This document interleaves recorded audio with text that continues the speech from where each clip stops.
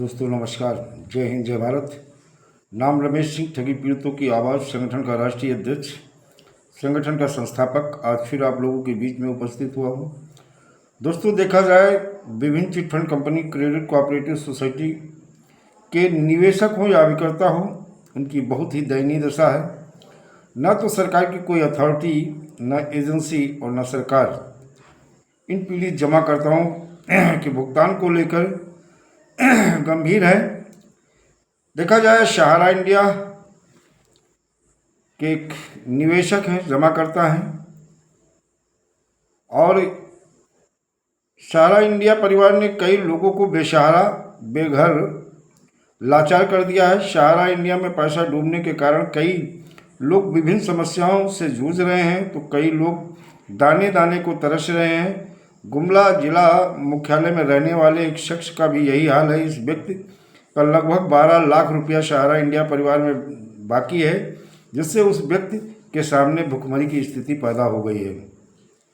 सहारा India हो, चाहे PSL India हो, चाहे साई प्रकाश हो, चाहे साई प्रसाद हो, चाहे टोगो रिटेल मार्केटिंग हो, चाहे अनंत निधि क्रेडिट कोऑपरेटिव सोसाइटी हो, चाहे चंबल मालवा हो, चाहे आदर्श क्रेडिट कोऑपरेटिव सोसाइटी हो, विश्वामित्र हो, वापेश्वर, खेतेश्वर, ज्योतेश्वर, धोखेश्वर, कोई भी ठग कंपनी या ठग क्रेडिट कोऑपरेटिव सोसाइटी हो, साइंस सिटी हो, राधा माधव हो, फ्यूचर मेकर हो, या कोई कंपनी हो, हर कंपनी के निवेशक और अभिकर्ता की स्थिति बहुत बुरी है।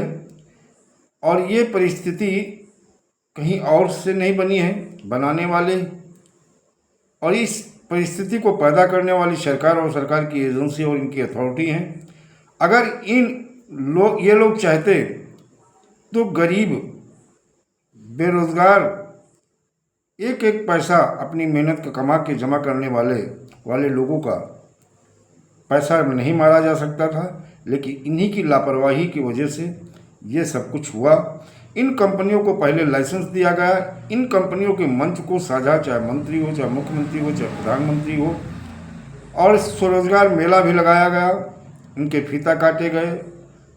और जब ठीक ठाक पैसा मार्केट से इन कंपनियों ने उठा लिया, एक बार बीच में कंपनियां बंद भी हुई, फिर बाकायदा जांच हुई, जांच होने के बाद इन कंपनियों को क्लीन चिट भी शासन प्रशासन द्वारा दिया गया। और फिर उसके बाद में पूरे हिंदुस्तान में एक बहुत बड़ा स्कैम हुआ, यानी 42 करोड़ पीड़ित जमाकर्ताओं के साथ योजनाबद्ध तरीके से बारी बारी लूट का कार्य किया गया।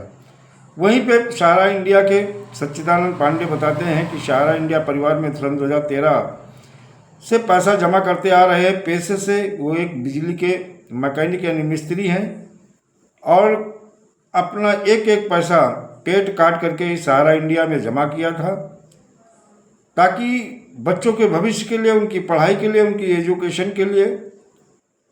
और बच्चा जब अब पढ़ लिख गया और कहीं देखा जाए उसके भविष्य के लिए, आज कंडीशन है, यानी 12वीं पास हो गया, लेकिन सहारा में पैसा डूब जाने के कारण उसे आगे पढ़ने में असमर्थ है, यानी वो असमर्थ है।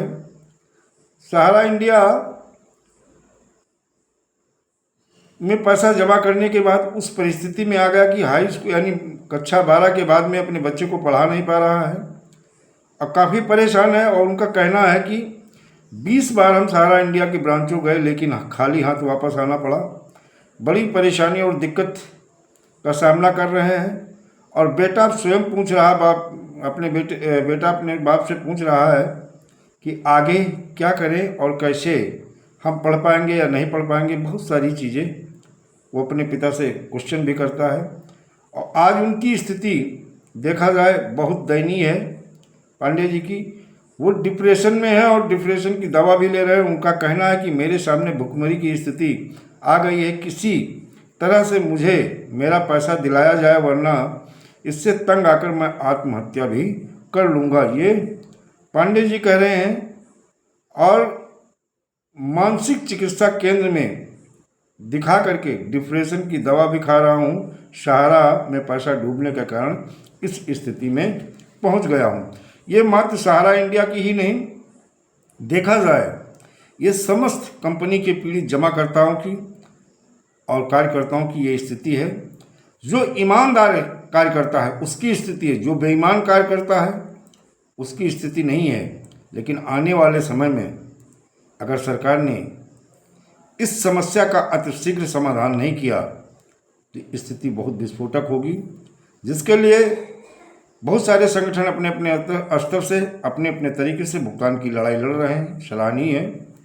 वही हमारा संगठन भी 19 नवंबर सन 2024 को लखनऊ में एक बड़ा आंदोलन, सरकार को अल्टीमेटम भी देना है और सरकार को ये बता देना है कि अगर अब अतिशीघ्र भुगतान नहीं किया गया तो फिर हम रोड पे भी उतरेंगे, सरकार की खिलाफत भी करेंगे और व्यवस्था परिवर्तन से लेकर के हम सत्ता परिवर्तन की तरफ भी आगे बढ़ेंगे। दोस्तों, जय हिंद, जय भारत, वंदे मातरम।